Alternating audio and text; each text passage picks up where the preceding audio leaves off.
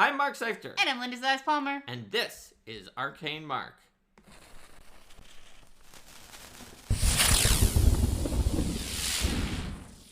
Hello, everyone. Hi, welcome to Arcane Mark. Today is Design Diaries Creature Abilities. So, in your tabletop RPG, and we'll be using Pathfinder 2nd Edition as a good example here in a minute, but there's two things you normally have to do when you're designing a new creature, and you have your concept first, which we recommend always building first with the concept. Watch any of our episodes here where we do a build a monster workshop. Yes. To see what we mean. Also build an NPC somewhat as well. Mm-hmm. So once you have your concept, there's two things you're going to have to do. You're going to have to fill in the numbers. And that's something we've already done an episode about, is finding numbers using the monster creation table for Pathfinder 2nd Edition. Mm-hmm. Depending on your game, the way that you determine those numbers could be very, very different from each other.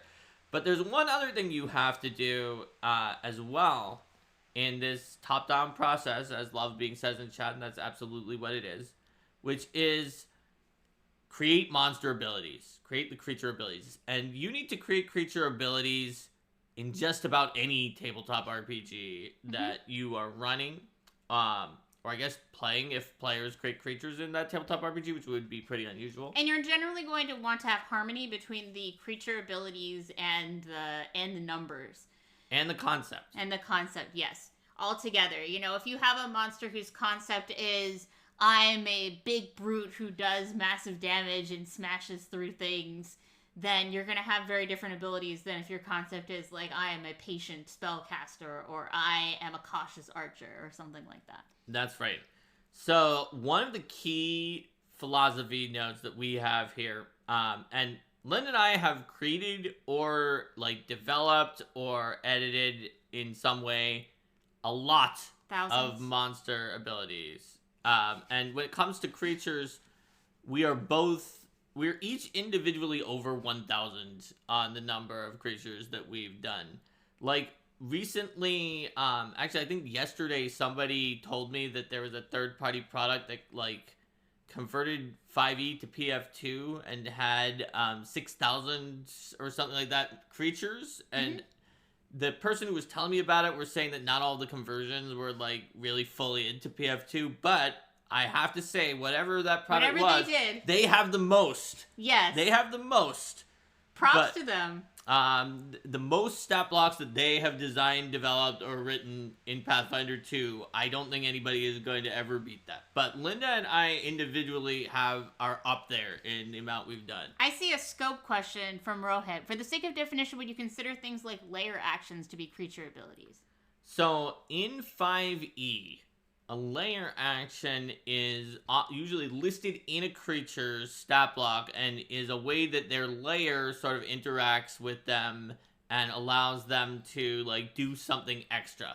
So I would say that depending on your system, that could be represented as a hazard or environmental feature. In 5e, it's represented in the creature.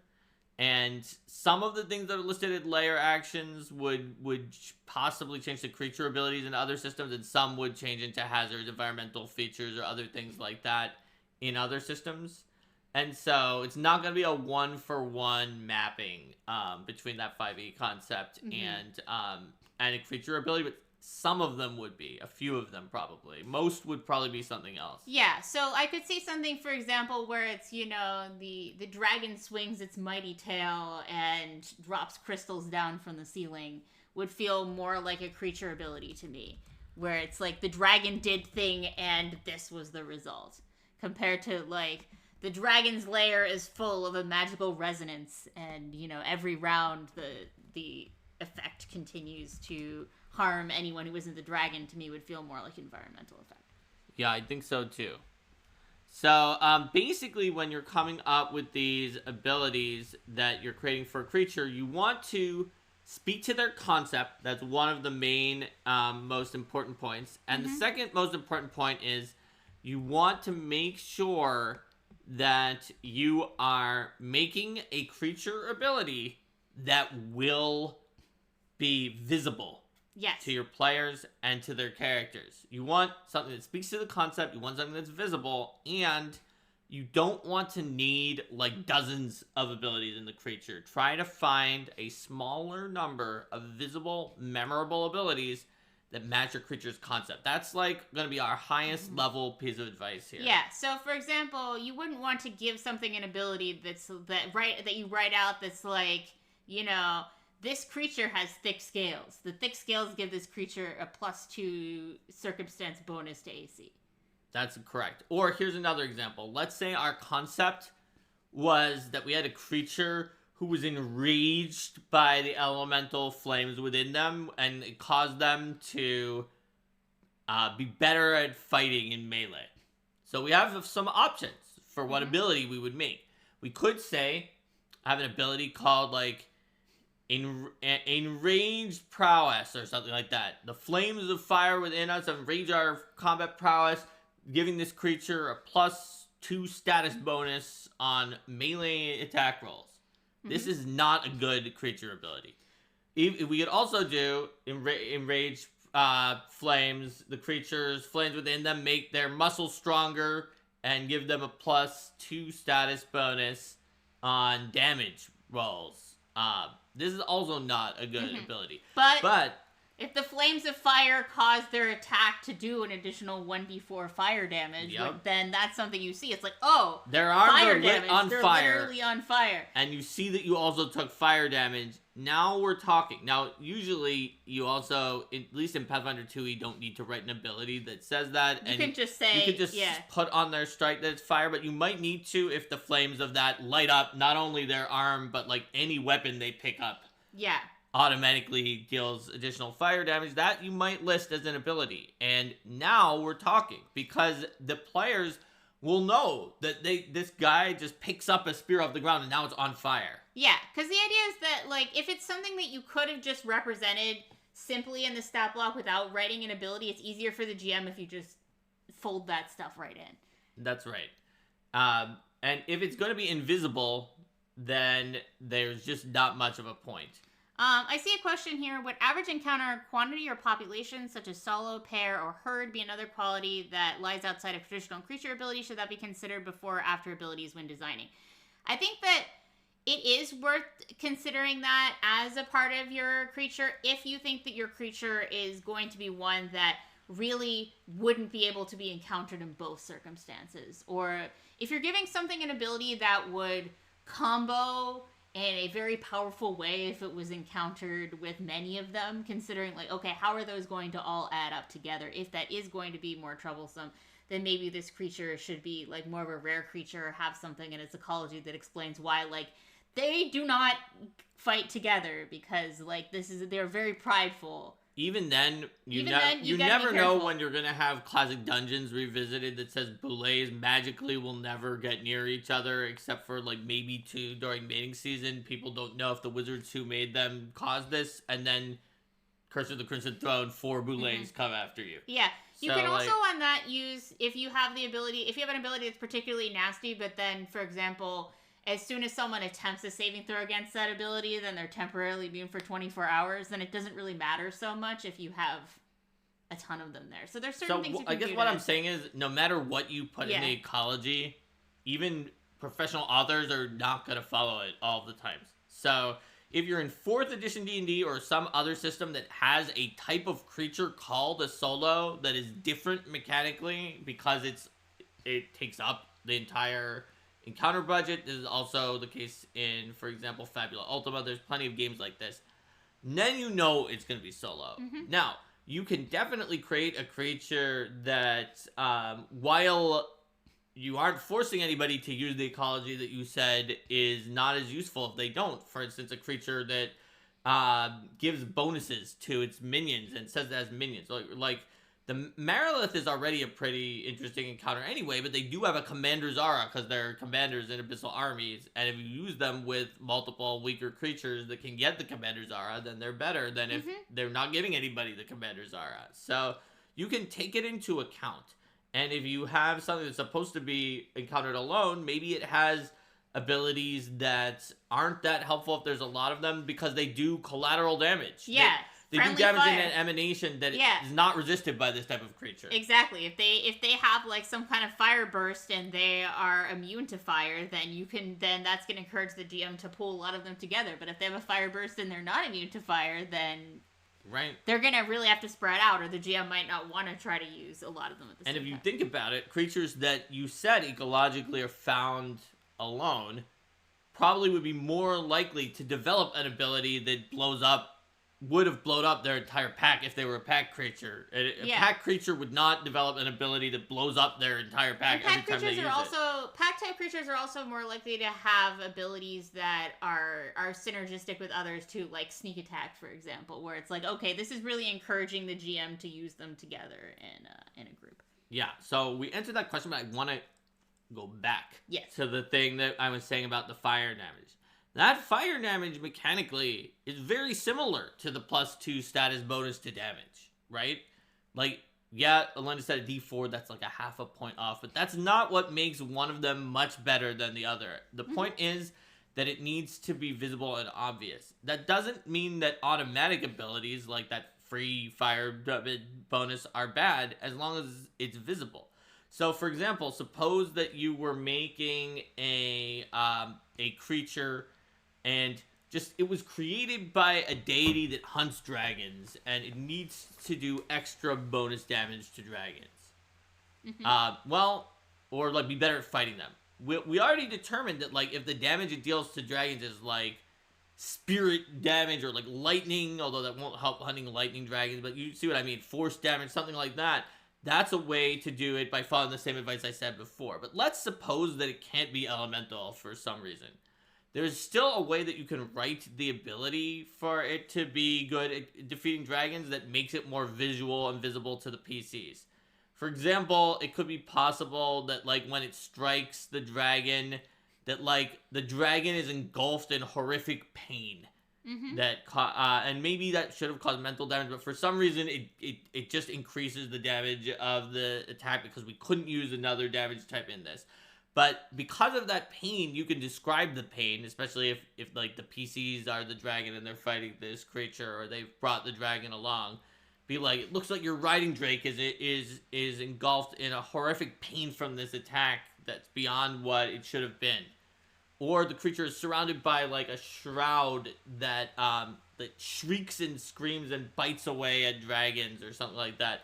The point is that you can actually take something that is mechanically equivalent and give it a little bit of in-world representation if necessary. If for some reason a constraint forces you to create something that would otherwise be invisible, to make it not invisible. Yeah.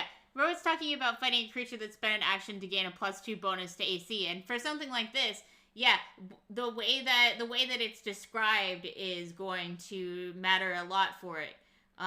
Too. Like, is it going to be something that is more like a shield raising defense? Like, you know, they have some kind of a bony frill or something like that? Or is it going to be something that's more of like they dodge out of the way and therefore? Right.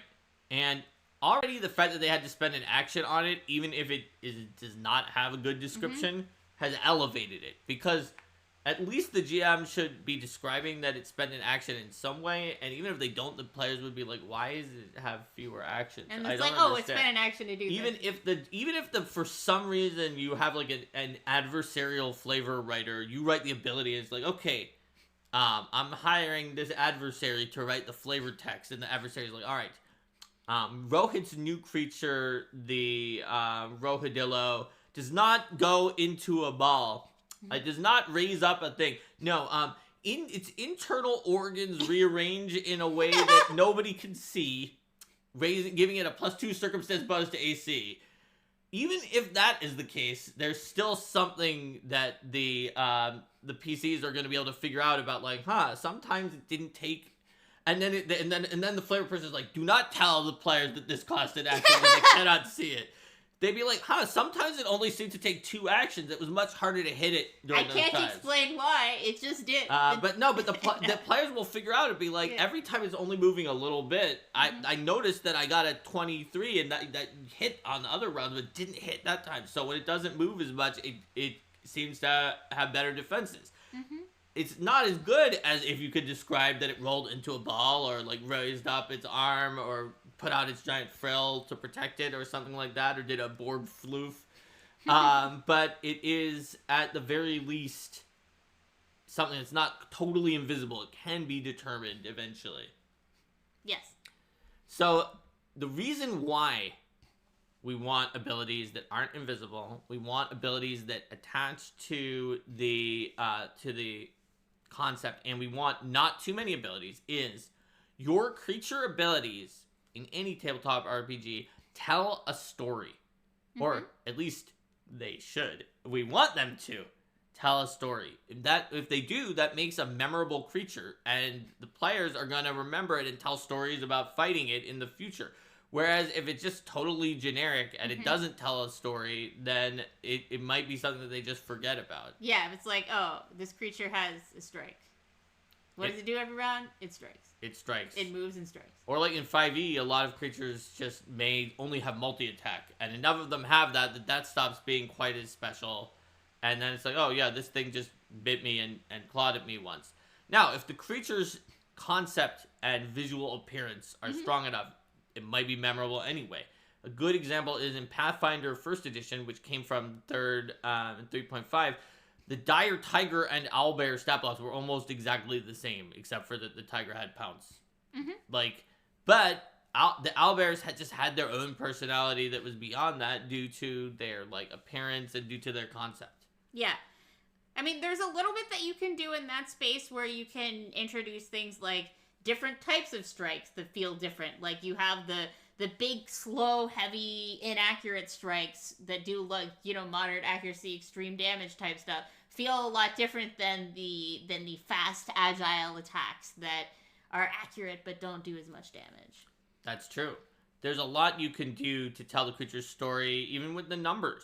And we've talked about that before in our episode about setting numbers. Whereas, a creature that has high AC and low hit points is going to feel a lot different than a creature that has low hit points and high AC. And if you have extremes going on with their saving throws, or if they have resistances or weaknesses or immunities or things like that, those are going to make a big difference in the dynamic as well.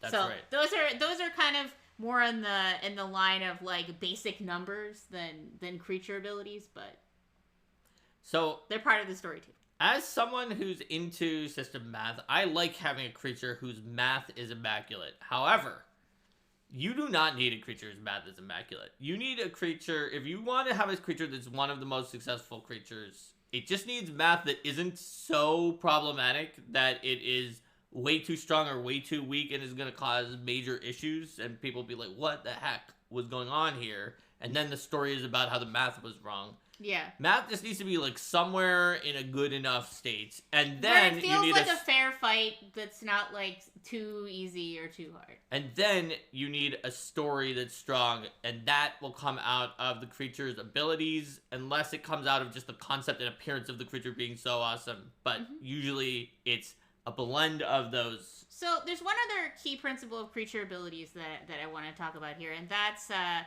don't reinvent the wheel. If there is already a creature ability that does what you need it to do, you don't have to come in and do something new. So you don't have to write a bunch of new abilities that replicate what does grab do, what does knockdown do for tripping, if that's what you want. And what you can do, let's say that you decide, okay, well, I want to make something that's pretty similar to grab, but I want it to have this one feature that's a little bit different. What about a Bloodseeker's attach, for example? Let's say we were designing the Bloodseeker. It's a mosquito-ish thing where it'll stick its proboscis in and just kind of be in you. It's not stopping you from moving, but it's sort of stuck in there. Yeah. So the Bloodseeker's attach is something that winds up being different enough that it does get fully spec'd out, because of the fact that it's traveling along with you. It's not immobilizing you. It's doing all these other things. So when something becomes different enough, it is absolutely worth going ahead and putting out the ability in full. It's more of a matter of first of all, when you write it, is the foundation of the ability different enough that it's going to be, is it going to be easier for GMs who know the thing to be like, okay, it's this with a small change, or are they going to get confused by the differences if you're like, this accept this accept this? And also, even if it's something that you wind up writing out in full in the creature's ability, you can still absolutely use the other ability as inspiration to build it. 100%. And so that gives you options of A, use the old ability entirely. B, use the old ability, but then put a note afterwards that is just like, reactive strike, jaws only, or reactive strike disrupts actions on a success and not just on a critical success. There was an example that someone gave earlier in this chat about an ability that they really liked that fell into that variant example, the coil one. I think we had it up here just a moment ago. And then the third option is just brand new. So the coil one was a Naga ability that gave you a -4 to escape, but you could escape with religion or occultism without taking the penalty because they were like coils of wisdom. Yeah, because it's still using the basic fundamentals of grabbing on and things like that, but then it has but there's a different way to escape. You might also see things like, oh, this is similar except for the monster role is a different thing for this because they are a giant telekinetic brain, and so they're able to use their mind instead of their athletics to grab you, to give a not purely hypothetical example. Linda, you're always dealing with giant telekinetic brains for some reason. But I think that was in Battle Zoo Bestiary Elemental Storm. It was. So Linda has gone through a lot of creatures and their abilities, especially recently, given that she's kind of gone through Elemental Storm and then this dinosaur book. So she's done like kind of 2 bestiaries in a row. That is correct. The Monster Master. Mark can play a game of which Elemental Storm / dinosaur are you thinking of in this particular example. Yeah, exactly. So basically, the whole framework that we're saying to use here for creature abilities is like I've said multiple times at this point, that you want to tell a story. And that means you may have to deal with the question, how many is too many? Since I said don't put in too many, but I didn't give a number. Try to think to yourself, will adding this feature improve the story? Will it refine the story? Will it add something to the story? Or will it distract?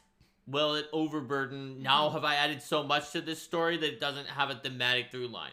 This is very important. And I'll give you an example of where at Paizo, like Logan and I wanted to use this feature to remove a lot of innate spells that some creatures that just had a smorgasbord of like 40 innate spells. We were like, which ones contribute to the story? That means ones that are so useful in combat for them that they would be considered a high priority choice that they would actually use in the encounter.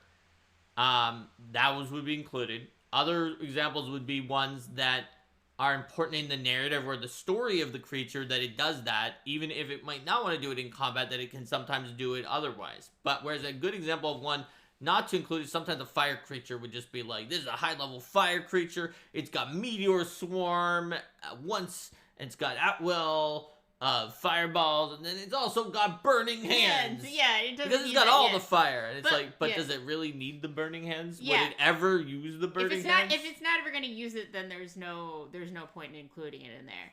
I see the comment, like, creatures have as many abilities as a GM can show off in a typical encounter. I would say, with the caveat of adding in these narrative abilities, when you're considering the abilities that are there for the purpose of being shown off in combat, that's absolutely true.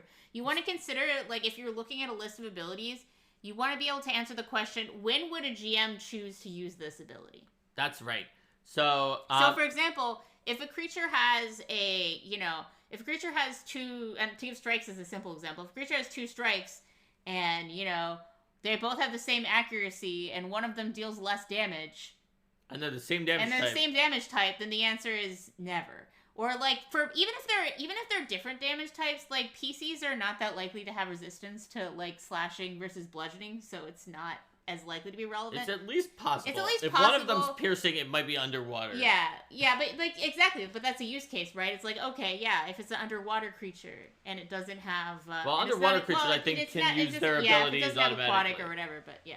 Anyway, That's getting a little too far into the weeds there, I think. But yeah, usually if creature has multiple attacks, one of them is probably agile, says Philip Benz. Yeah, so like looking at those kinds of things of when would they choose to use the attack? You know, is there something that is more damaging but less accurate? Is there something that maybe doesn't do as much damage but has like a cool condition added onto it? So you might choose to use that because you want to try to do that. So here's another mistake that I've seen with having multiple attacks, one of which is probably agile. Sometimes creatures do have different accuracy on their attacks. Linda gave an example of one that might have a moderate accuracy attack that deals extreme damage, while it has another attack that has a higher accuracy but deals less damage. If one of your attacks is agile, no matter what else you put on that attack, unless it's like very weirdly doing some special feature and is not about its damage at all, it should not be one that is lower accuracy than the main attack. And the reason for that is that an agile with the -2 accuracy is just still pointless. Even if you're like, well, I increased the damage to high, and then this other one has full accuracy and its damage is high, it's never actually better. Yeah. Now, there are some times you might do this if you have a special feature that lets you make that agile attack a bunch of times for fewer actions or without multiple attack penalty, but you wouldn't do it naturally. I see a question here. When a creature's ability needs to apply a condition with minor changes, how would an author write the ability? X counts as condition Y, X also applies Y modification to the condition or something else. I would say it depends.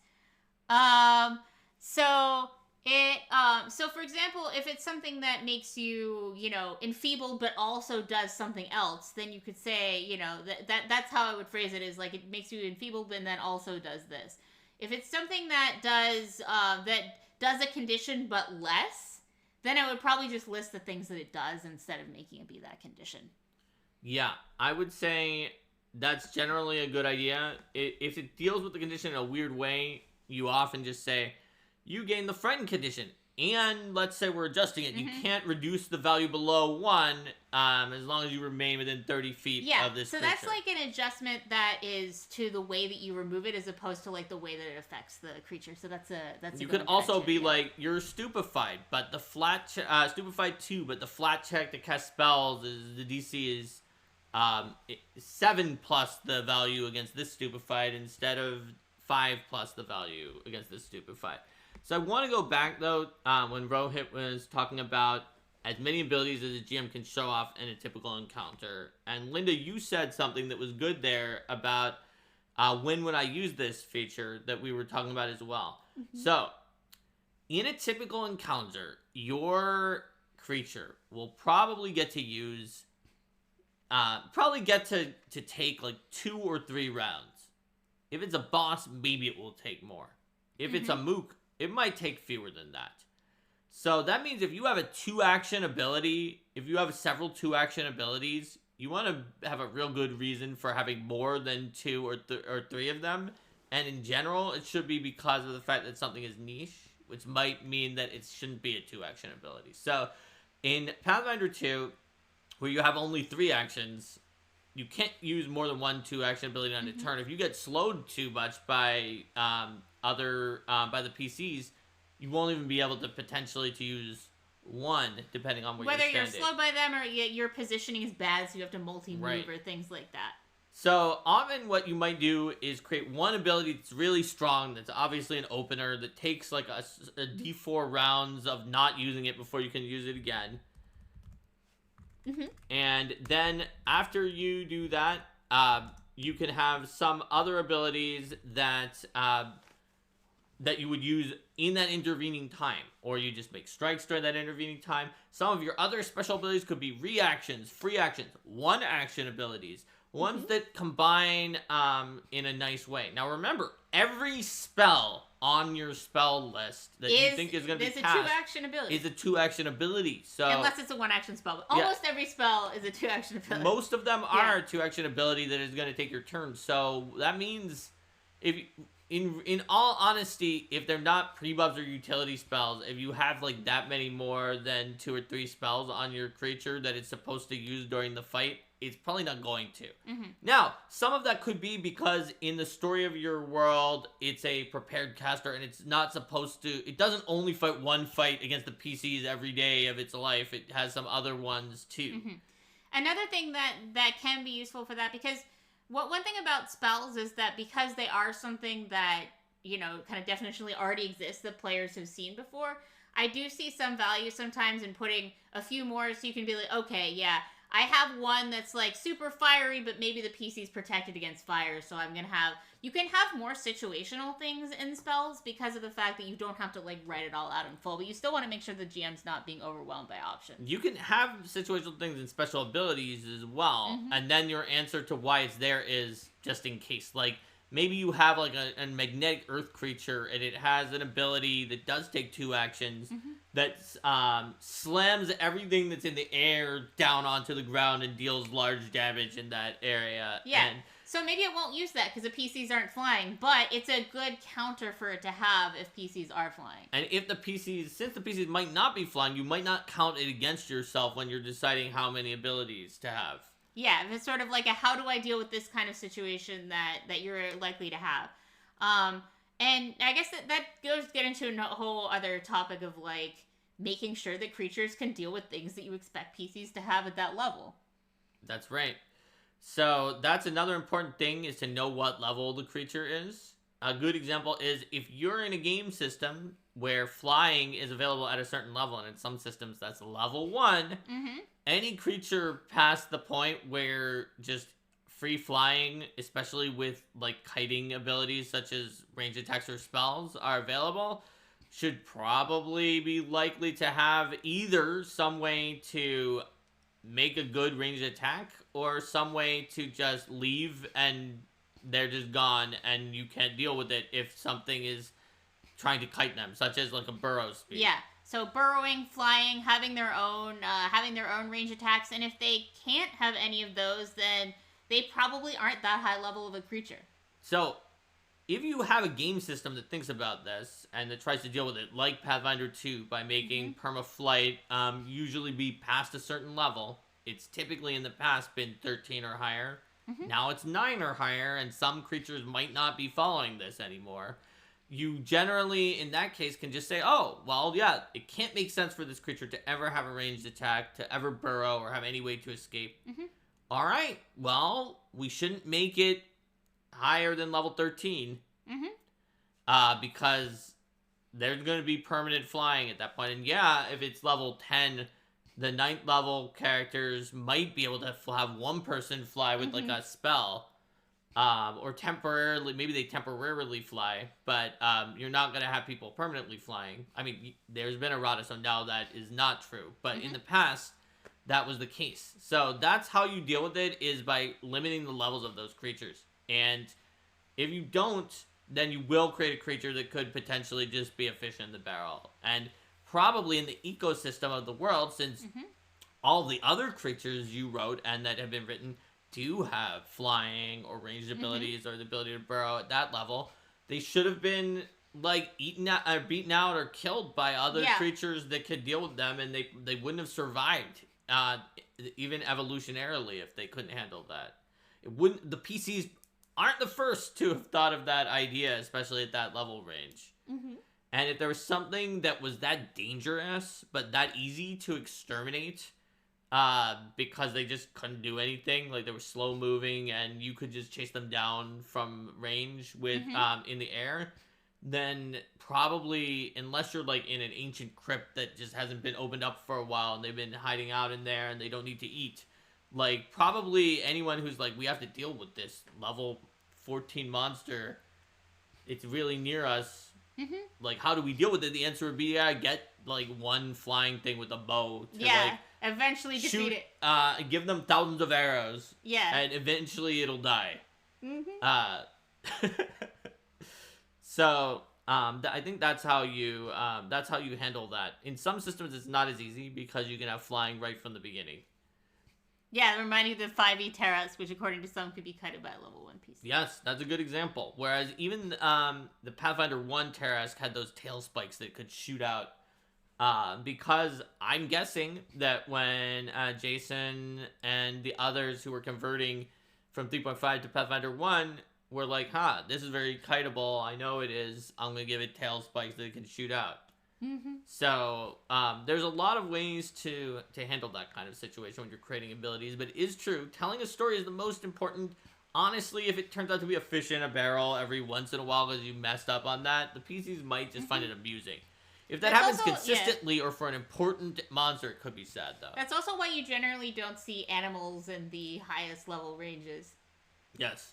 It wouldn't be just like, this is just a very big deer with no magic. It's not like a magical white elk or something like that. That it's just like, it's a big deer and it has very large antlers and it's level 17. Yeah. Or like in... the most powerful dinosaur in the dinosaur book that I'm working on right now is, well, the most powerful creature in it is not a dinosaur. It's a pterosaur. So like they're fine, right? Because they have a very fast fly speed, and they're probably faster than whatever you've got packing. Unless it's a dragon. Unless you're a dragon with full dragon fly speed, yeah, but still. Yes, that's right. And so Lava Being wonders, should you inherently increase monsters' complexity with the monster's power level? So I'm going to say this. You don't have to, but you probably will. And that's because, the kind of countermeasures Linda is talking about for certain high-level features that you're going to want to make sure to always include are going to... There's some low-level creatures that won't have it. So on average, the low-level creatures will have just a little bit less for that. Now, you could make a low-level creature that's very, very complex. But in general, low-level creatures sometimes have just a simpler complexity because people are learning the game. It's a new creature. There might be tons of them in the fight. Mm-hmm. And so, therefore, low-level creatures tend to have a little bit lower. And also, the lowest level PCs can be a bit more fragile, particularly at level 1. That's right. PCs don't have an absolute boatload of abilities. Usually PCs will have like exponentially more abilities than even like at high levels than even a high level creature has. But at low levels, if you create a creature that at first level that has 9 different abilities, we'll assume you followed our advice and it's like, no, this one's a reaction, this one's a free action, this one's automatic. So they don't compete, but it does have 9 abilities. Like, the PCs might not have 9 abilities at that level. And monsters already have, like, pretty decent numbers due to the fact that the PCs usually out-ability them and have a lot of abilities, teamwork, and items and stuff that they can do. But at very, very low levels, that might not be true. And one thing to consider when you have a fair number of abilities, too, is ways that you can bundle them together. Like, could they be made into one ability or have an ability that's, like, it requires the last action you've taken to be doing this type of thing. So it's kind of like alright, you just hit with a strike, now you do this. That's right. Because that also helps to telegraph to the GM, how do I combine these things? How do I use them? Yep. So, I think that, in general, and there's a comment from Rohit that in Pathfinder Wrath of the Righteous PC game, every significant high-level monster has tons of immunities and countermeasures to deal with abilities that would already... It's kind of win otherwise.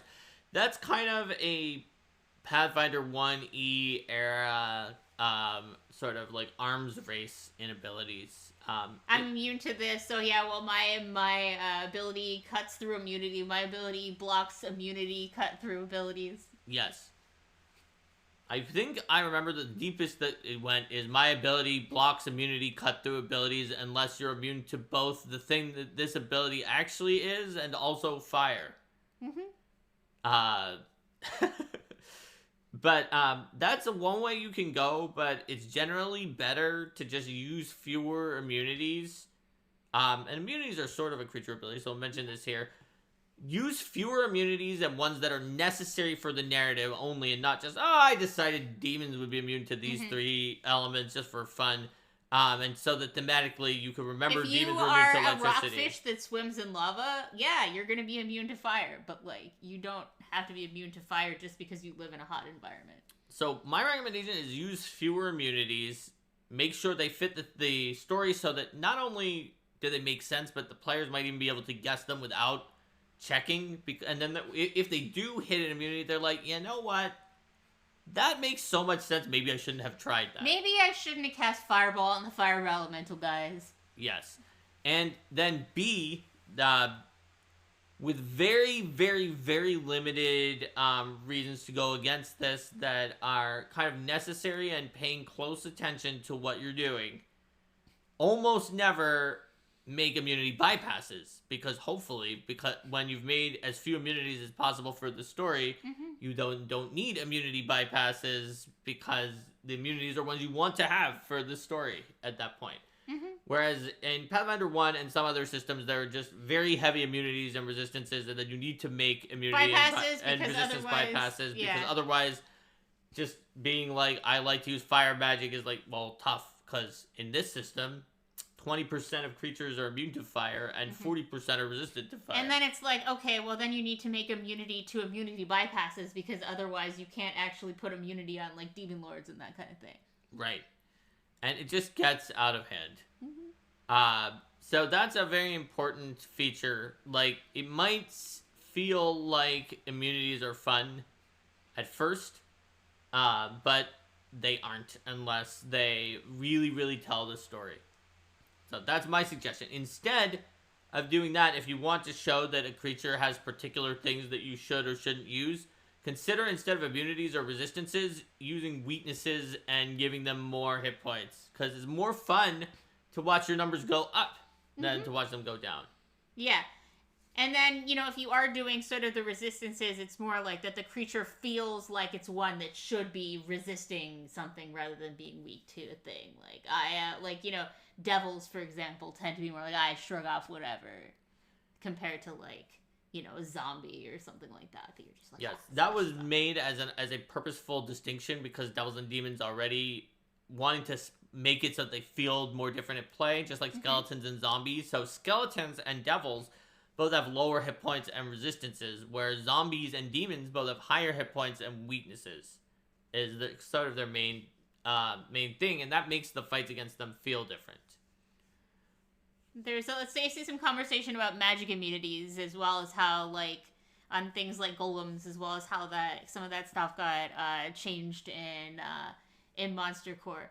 Yeah, absolutely. Like, full immunities as, like, a weird shtick can be interesting sometimes, but as a, like, major creature type that you want to use all the time, that's a classic, it can be pretty painful to have full-out immunities. Yeah, I would say, like, having an immunity to, like, a specific spell or something like that could be funny if it's, like, very much part of the creature's stick. Like, isn't, like, minotaurs, you can't maze them or something like that? I think they're just immune to mazes in general, not just the maze spell. It's like, they will always find their way out of a maze. Yeah. Like, that makes sense if you know that minotaurs can find their way out of a maze, and then you use a magic spell that's a maze. It's like, oh yeah, maybe I shouldn't have used this. Even though in Greek mythology, the maze was built to keep Asterius in the maze, and he could not find his way out. That's okay. Yeah. Creature minotaurs have come to become better at dealing with mazes than their original forebear. They had to learn from the past. And I'm not going to give Dave give an example, because 5e does have certain things, especially like fire. Fire is often resisted in a lot of games. It's just one that is considered important. Therefore, having weaknesses lets you at least give fire some bonuses.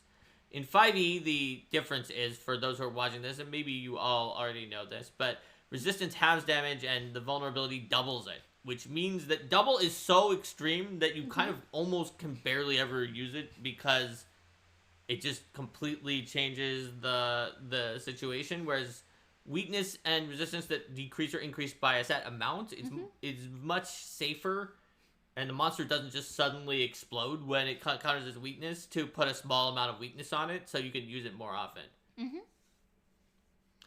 Rico says that one guy didn't know how to get through a maze, so all the minotaurs learned never again. Yes. That makes sense. There you go. That makes sense. So, when it comes to creature abilities, then, consider also not just weaknesses, but also creature abilities that are not necessarily all beneficial for the creature that tells its story. For example, when I was doing some of the rebuild on demons in Pathfinder 2, I put a sin vulnerability on all the demons where they each have a thematic weakness that's based on their sin.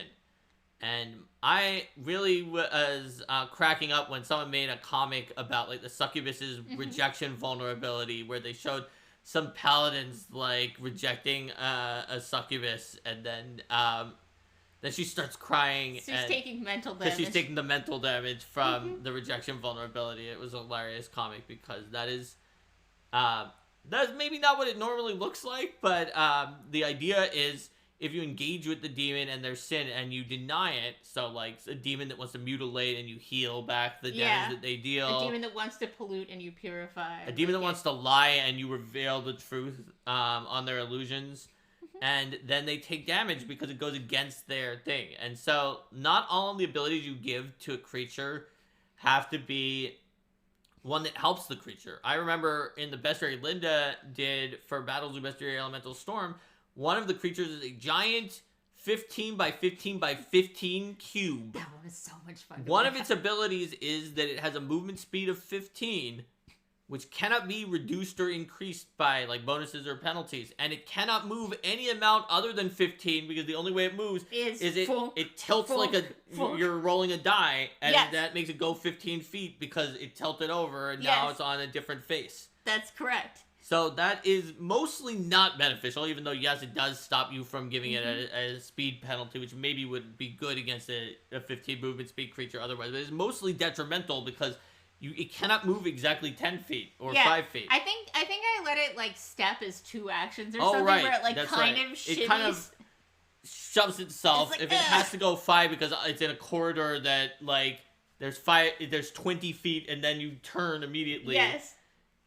So that one was a real puzzle to think about. Like, okay, how do you mechanically represent? How do you make sure you're fully mechanically representing? I am literally a D6, guys.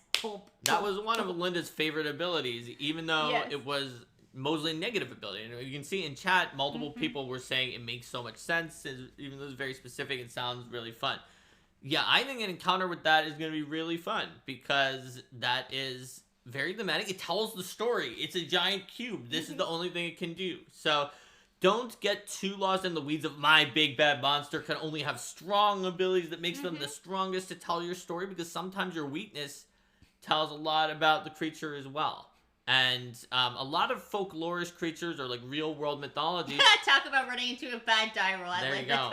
A lot of real world mythology did have a weakness on creatures. They would have some weird thing where it was just like, if you bribe it with buckwheat jelly, it'll go away. Or it has to count grains of rice that you throw on the ground, and you can escape while it's doing that. And the more you include those, the more you create interesting value for people who are using Recall Knowledge. Yeah, because some of those things, like, the chances that you were going to offer buckwheat jelly to that monster without rolling Recall Knowledge or metagaming are very low. Yes. Yep. And Rocket mentions Balder, who was only able to be destroyed by mistletoe due to the fact that Frigg went around the world and asked everything except mistletoe not to kill him, and they all agreed. It was like, mistletoe's harmless, it definitely would be fine. Yep. And then he was killed by mistletoe. And you know what? Like, that is not just a thing in mythology. I remember, I think, like, Shin Megami Tensei Devil Survivor, the first main boss, because all the bosses have Bell in their name, and it's Belder. It was Balder with an E.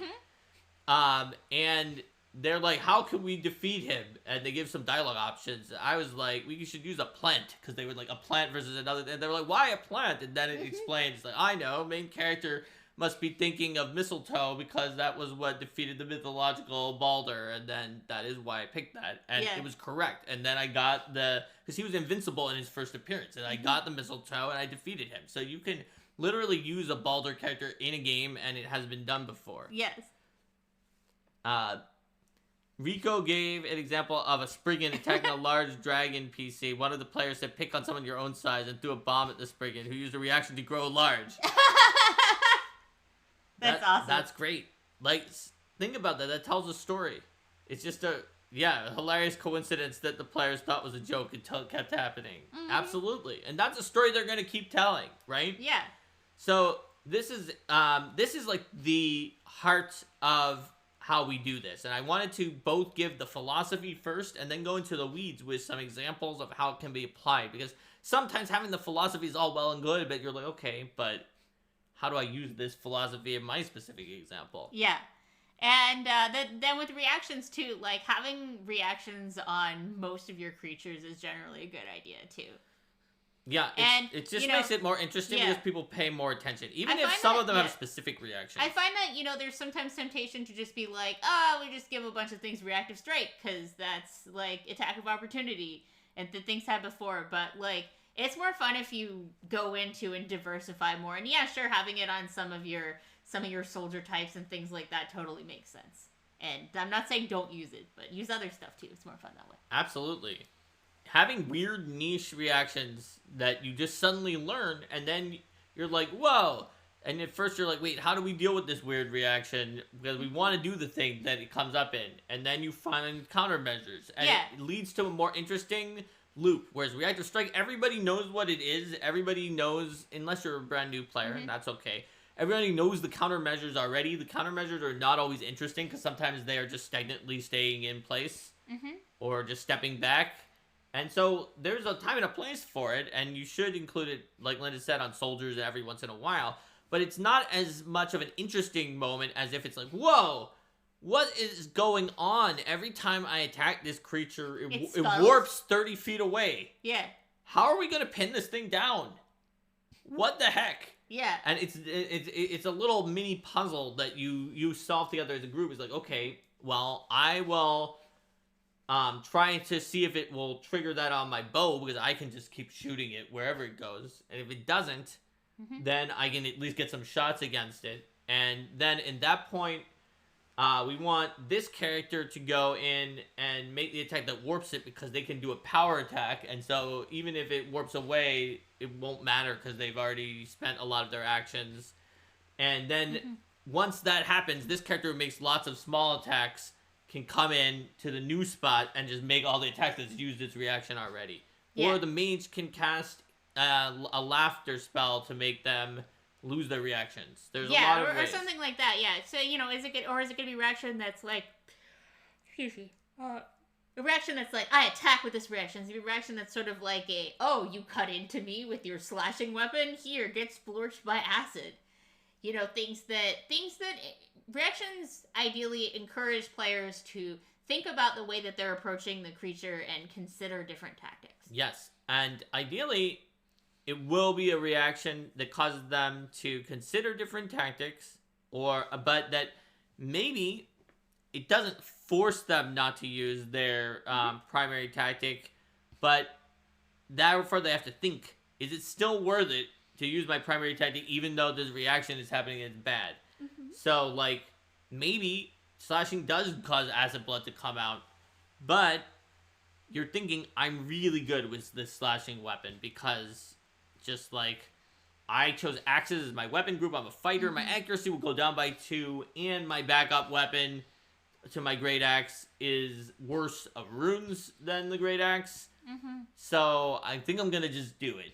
Yeah. I think it's worth it to take the acid damage, but you had to think about that. Whereas if it was just like immune to slashing, then it's like, okay, well, that does force me to think about doing something else, but I don't have a choice. I don't have that moment where I try to weigh the ups and downs. It's like, I can't use my axe. Yep.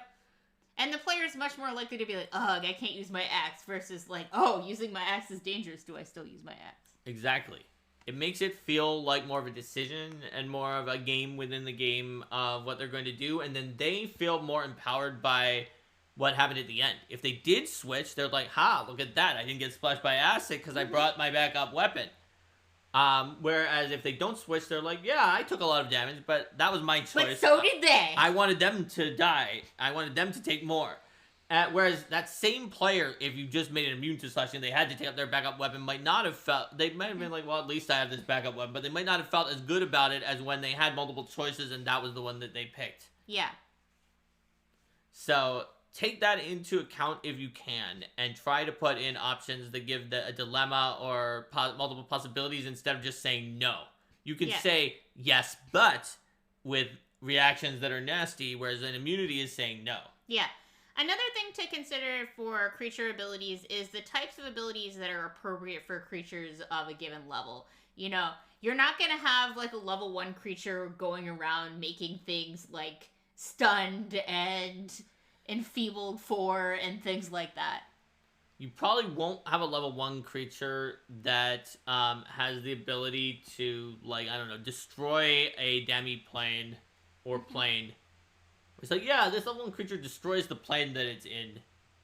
Other creatures can attempt a will save to, like, exit the plane before it's destroyed by traveling on the planar conduit that vortex that's created when this plane was destroyed. Yeah, you want the risks of the types of things that the PCs can encounter to be appropriate for their level, and I find that generally looking at the kinds of things that spells of a given rank can do can give, as well as other creature abilities, can give a good baseline of when does this sort of thing start to come online.